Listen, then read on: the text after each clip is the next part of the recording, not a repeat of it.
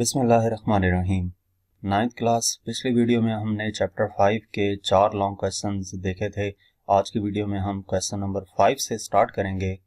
Question number 5 की statement है हमारे पास, explain the term atmospheric pressure along with its units, how atmospheric pressure is measured with liquid barometer, explain its construction and applications. कि सबसे पहले हमने atmospheric pressure जो है उसको एक्सप्लेन करना है, उसके यूनिट्स क्या होते हैं वो भी बताने हैं। एटमॉस्फेरिक प्रेशर को लिक्विड बैरोमीटर की मदद से मेजर कैसे किया जाता है उसकी कंस्ट्रक्शन लिखनी है और इस लिक्विड बैरोमीटर की एप्लीकेशन से लिखनी है या एटमॉस्फेरिक प्रेशर की एप्लीकेशन से लिखनी है। तो हम इसको देखते हैं। हमारे पास सबसे पहले जो एटमॉस्फेरिक प्रेशर है उसकी डेफिनेशन क्या है।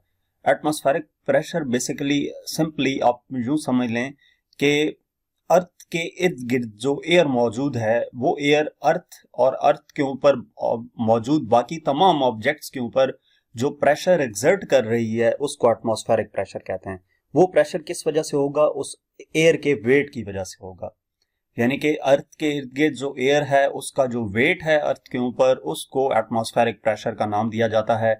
और ये कैसे हम कैलकुलेट करते हैं? फोर्स पर unit area exerted by the air molecules colliding with the surface, with the earth surface आप कंसिडर कर लें।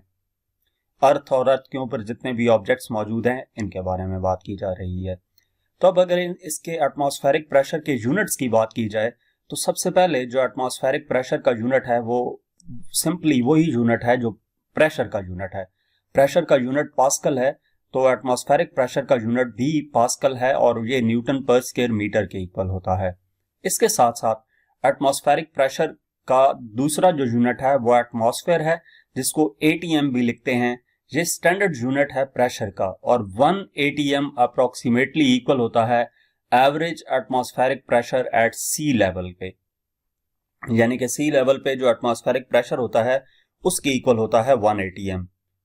ठीक है, और वो 1 ATM एंड पे आपको बताऊंगा कि किसके इक्वल होता है। नेक्स्ट हमारे पास यूनिट है एटमॉस्फेरिक प्रेशर का यूनिट बार है और ये यूनिट 1 बार इक्वल होता है 1 लाख पास्कल के, 1 × 10⁵ पास्कल के।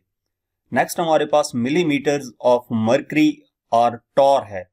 टॉर भी एटमॉस्फेरिक प्रेशर का यूनिट है और 1 टॉर 1 मिलीमीटर मर्करी के इक्वल होता है। Historically used based on the height of a mercury column in barometer, 760 millimeter mercury equal to 1 ATM। 760 millimetre mercury किसकी इक्वल होती है? 1 ATM के इक्वल होता है। 1 एटमॉस्फेरिक प्रेशर के 1 एटमॉस्फेयर की इक्वल होता है।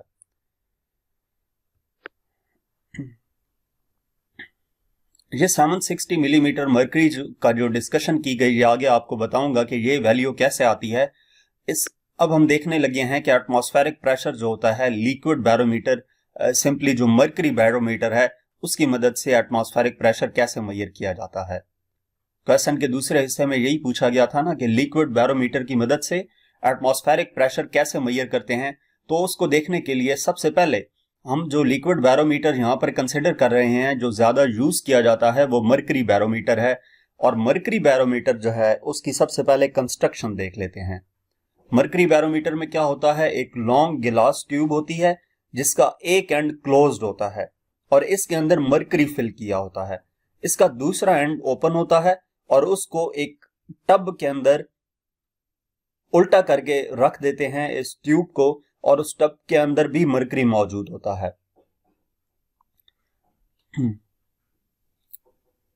अब इस ट्यूब में से कुछ मर्करी क्या करेगा? इस टब के अंदर फ्लो कर जाएगा और इस ट्यूब के अंदर वैक्यूम क्रिएट हो जाएगा। अब इसके बाद जो टब के अंदर मर्करी मौजूद है, जब एयर का प्रेशर इस मर्करी के ऊपर पड़ेगा तो वो क्या करेगा? इस ट्यूब के अंदर मर्करी का कॉलम जो है वो इंक्रीज कर देगा और ये हमारे पास क्या आ जाएगी? हाइट आ जाएगी इस ट्यूब की बेस से, जहां तक इस मर्करी का लेवल है वहां तक की हाइट। उस हाइट की मदद से हम प्रेशर मेजर कर लेते हैं। अब वर्किंग प्रिंसिपल क्या है? एटमॉस्फेरिक प्रेशर पुश करता है, ये जो एयर ऊपर मौजूद है इस मर्करी को पुश करती है ओपन कंटेनर में, तो ये जो प्रेशर है कॉलम ट्यूब में मरकरी का ऊपर की तरफ चला जाता है। जब एयर का प्रेशर इस मरकरी के ऊपर पड़ेगा तो क्या होगा, मरकरी ट्यूब के अंदर ऊपर की तरफ मूव कर जाएगा। तो जो हाइट है मरकरी की वो डायरेक्टली प्रोपोर्शनल होती है एटमॉस्फेरिक प्रेशर के, यानी कि अगर एटमॉस्फेरिक प्रेशर ज्यादा होगा तो ये हाइट भी ज्यादा शो करेगा, और अगर एटमॉस्फेरिक प्रेशर कम होगा तो ये कम हाइट शो करेगा।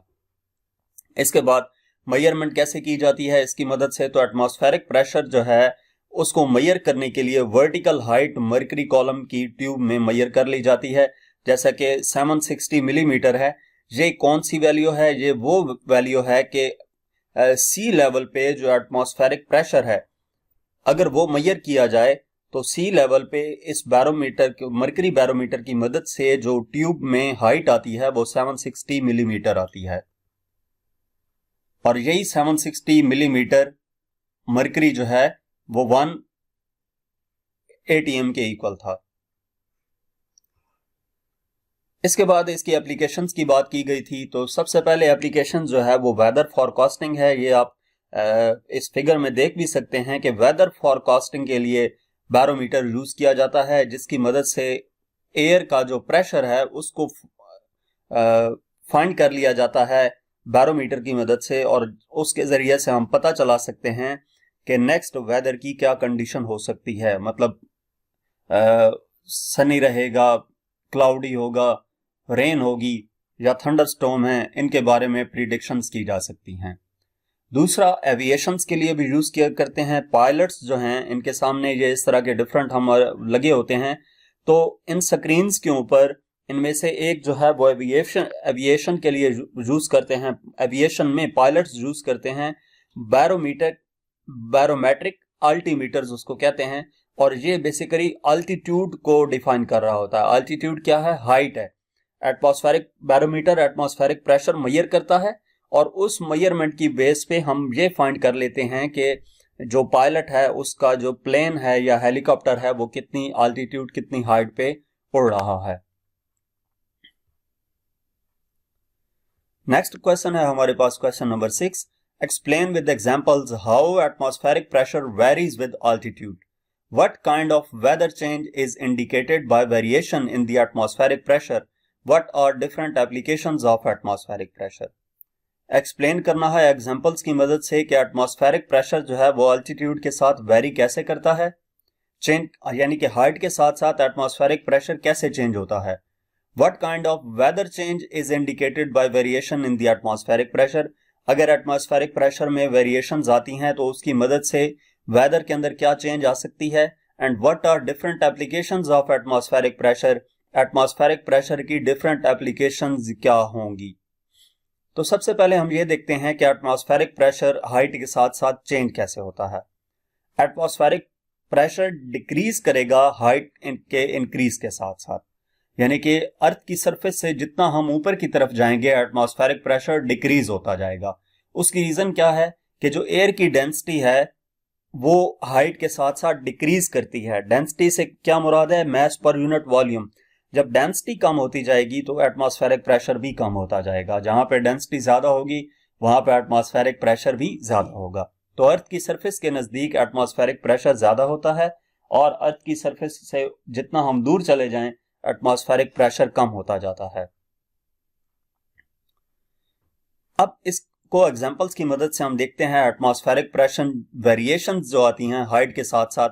अगर हम सी लेवल की बात करें तो सी लेवल पे एटमॉस्फेरिक प्रेशर हाईएस्ट होता है, ऑलमोस्ट 101.3 किलो पास्कल की इक्वल होता है, और ये वैल्यू 1 ATM के इक्वल होती है, यानी कि 1 एटमॉस्फेयर इक्वल होता है 101.3 किलो पास्कल के। और अगर माउंट एवरेस्ट की बात की जाए, माउंट एवरेस्ट सी लेवल से ऑलमोस्ट 8848 मीटर्स हाइट पे मौजूद है, यानी कि अर्थ सी लेवल से इतनी हाइट पर जाकर अगर हम एटमॉस्फेरिक प्रेशर की बात करें तो वो ऑलमोस्ट 33 किलो पास्कल रह जाता है। सी लेवल पे 101.3 किलो पास्कल था और माउंट एवरेस्ट की पीक पे 33 किलो पास्कल रह गया है,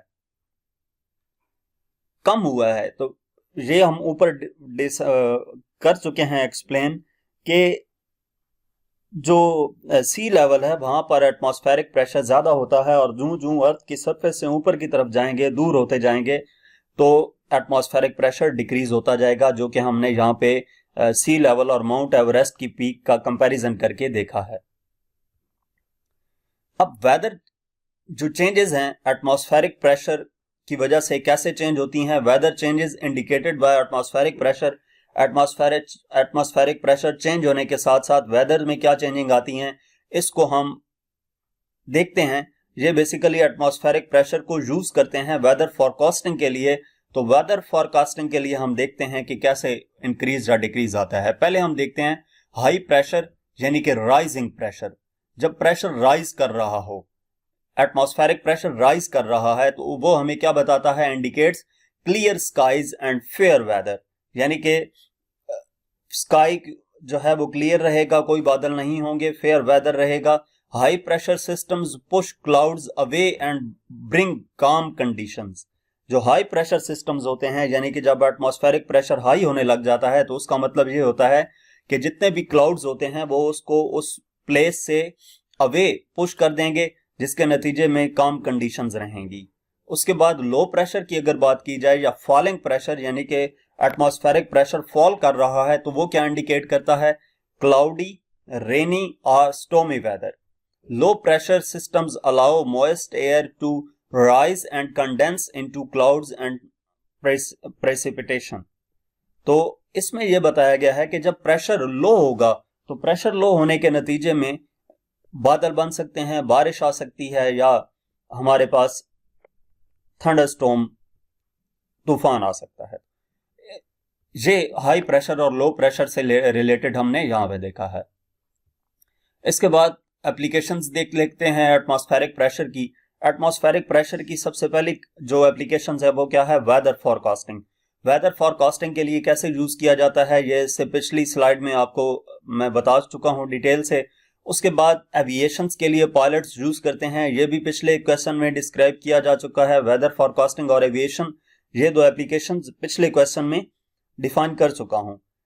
अब इसके बाद जो तीसरा है, सक्शन डिवाइसेस। सक्शन डिवाइसेस से मुराद, जैसा कि आप स्ट्रॉ की मदद से कोई भी वो फोर्थ पॉइंट है, suction cups and vacuum cleaners rely on atmospheric pressure to create a seal and generate suction.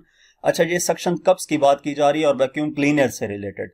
वो क्या करते हैं, वैक्यूम क्लीनर क्या करता है, एयर को अपनी तरफ खींचता है, तो उसके नतीजे में एटमॉस्फेरिक जो प्रेशर होता है, प्रेशर का डिफरेंस क्रिएट होता है, जिसकी वजह से जो एटमॉस्फेरिक प्रेशर है उसका इफेक्ट पड़ता है। और ये सक्शन डिवाइसेस एटमॉस्फेरिक प्रेशर के कॉन्सेप्ट को यूज करती हैं। प्रेशर का बेसिकली डिफरेंस आ जाएगा, तो प्रेशर जो है हाई प्रेशर से, एयर जो है हाई प्रेशर से लो प्रेशर की तरफ मूव करती है। इसी तरह ड्रिंकिंग स्ट्रॉज हैं, तो यहाँ पर भी एटमॉस्फेरिक प्रेशर का रोल है। जब स्ट्रॉ की मदद से ड्रिंक करते हैं, जैसे कोई भी जूस है, तो स्ट्रॉ की मदद से हम पीते हैं, तो हम क्या करते हैं, एयर प्रेशर जो होता है स्ट्रॉ के अंदर उसको रिड्यूस कर देते हैं। और जो हायर एटमॉस्फेरिक प्रेशर है आउटसाइड द स्ट्रॉ, वो पुश करता है लिक्विड को ऊपर की तरफ, जिसकी वजह से हमारे मुंह में जूस आ जाता है। नेक्स्ट हमारे पास क्वेश्चन है, question number 7। Show that liquid in a container exerts pressure equal to P equal to rho GH। What is effect of depth on pressure of liquid. अब इस क्वेश्चन में सिंपली ये कहा गया है कि हमने ये बताना है कि P इक्वल है रो GH, इसको हमने प्रूव करना है। यानी कि liquid in a container exerts pressure, और वो प्रेशर किसकी इक्वल होता है, रो GH के। इसके बाद इफेक्ट क्या होता है डेप्थ का प्रेशर ऑफ लिक्विड पे, वो इस फार्मूले से भी आप देख सकते हैं। तो वो हमने बताना है कि जो प्रेशर है उस पे डेप्थ का क्या इफेक्ट पड़ता है। तो सबसे पहले हम इसके लिए कंसिडर करते हैं, हम यहां पे प्रूव करने जा रहे हैं P equal to rho GH। तो उसके लिए कंसिडर करते हैं कि एक सरफेस एरिया है जिसको हमने A से रिप्रेजेंट किया है, और ये सरफेस एरिया A जो है एक लिक्विड के अंदर मौजूद है जिसकी हाइट H है, जैसा कि यहां पे डायग्राम में दिखाया गया है। ये सरफेस एरिया A है। The length of the cylinder of liquid over this surface will be H। इस सिलेंडर की जो हाइट है वो हमारे पास क्या होगी, H के इक्वल होगी। और इस जो बेस है इसके ऊपर जो प्रेशर अप्लाई हो रहा होगा वो प्रेशर P होगा। ये प्रेशर किस वजह से है कि जो फोर्स एक्ट करेगी इस सिलेंडर की सरफेस के ऊपर वो इसके वेट की इक्वल होगी, और वो उस फोर्स की वजह से जो प्रेशर क्रिएट होगा उसको हमने P से रिप्रेजेंट किया है। अगर रो डेंसिटी हो लिक्विड की, मास m हो लिक्विड का, और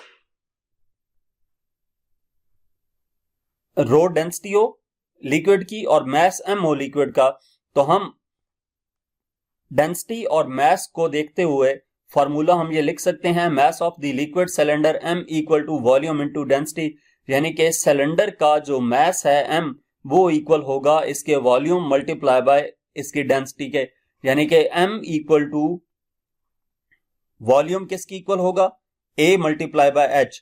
सिलेंडर का वॉल्यूम कैसे मेजर किया जाता है, एरिया मल्टीप्लाई बाय हाइट, तो इसका एरिया a है और हाइट h है, तो a मल्टीप्लाई बाय डेंसिटी को रो से रिप्रेजेंट किया जाता है, तो ये रो लिख दिया, m equal to a h rho आ गया।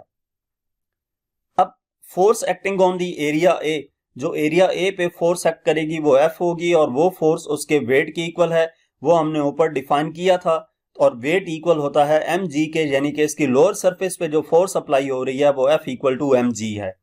अब इस फार्मूले में हमने करना ये है कि ये m वाली वैल्यू ये इस m की जगह पे पुट कर देंगे, यानी कि F इक्वल आ जाएगा AH rho G।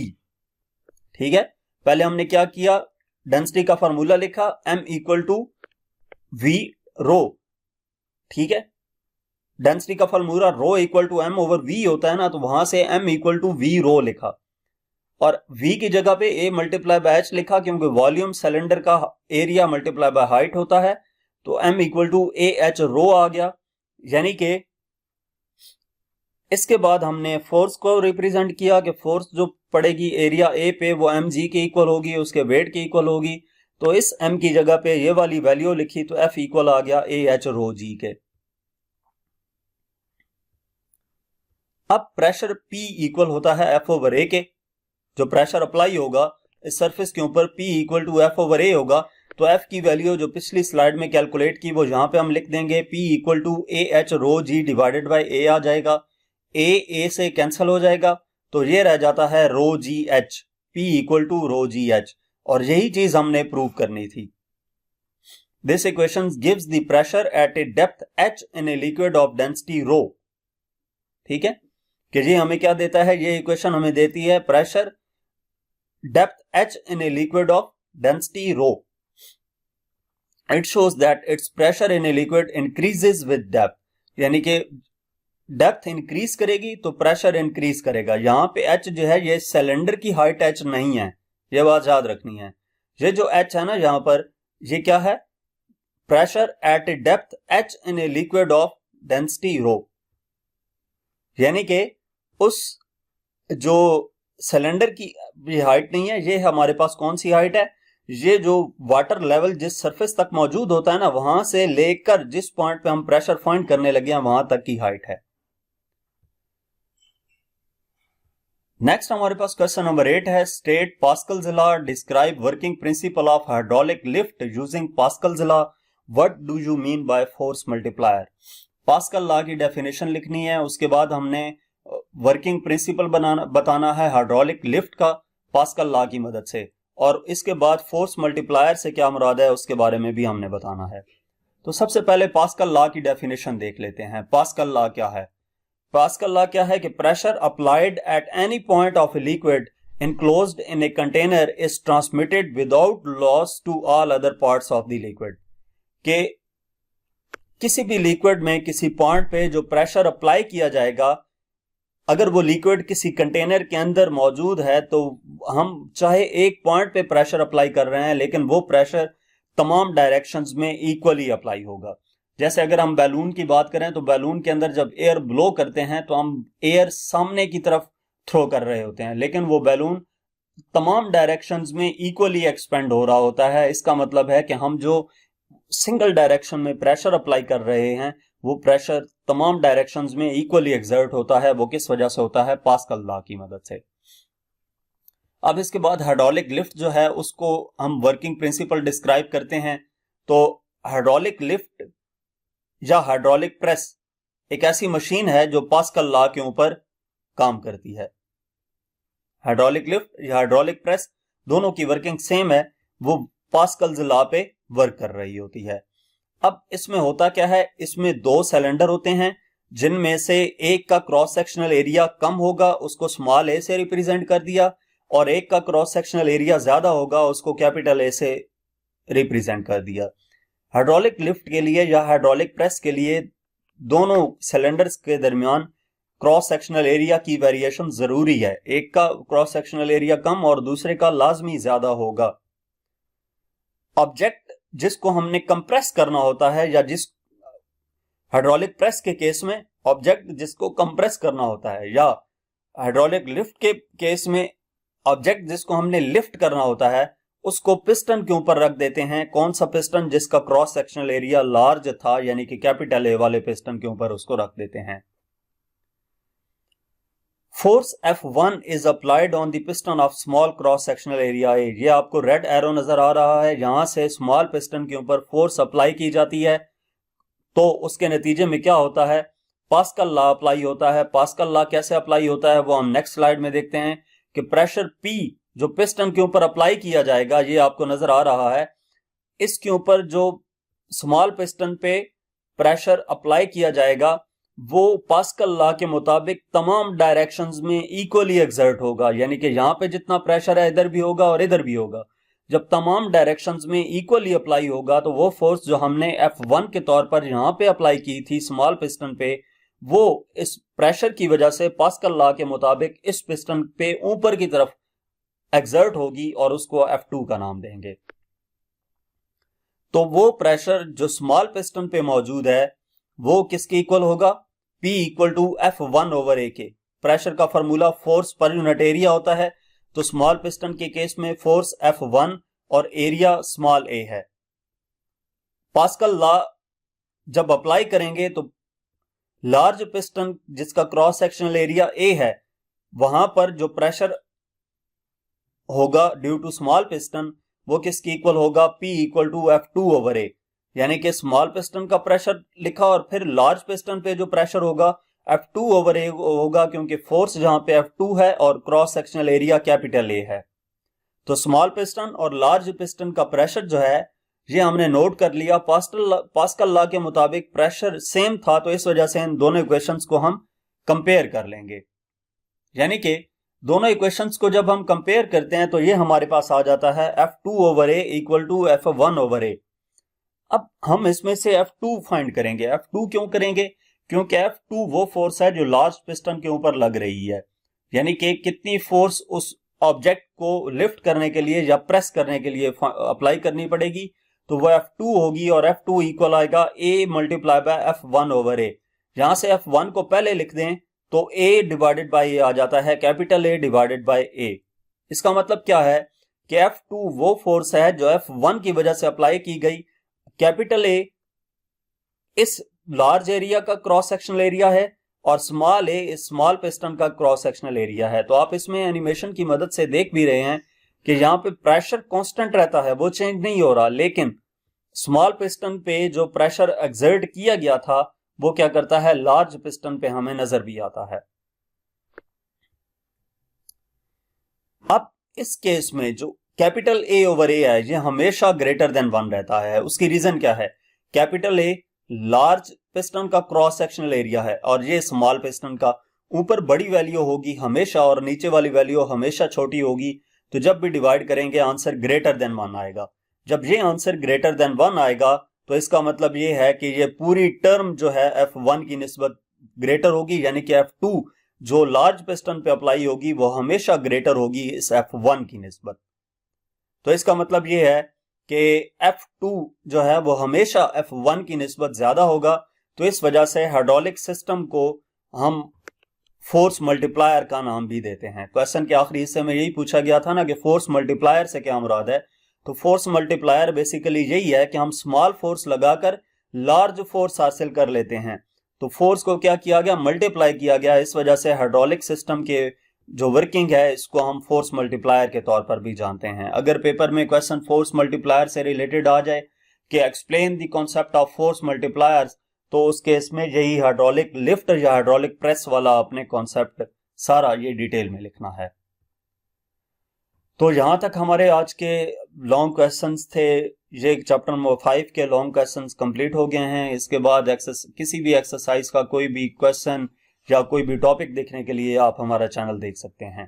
Thank you.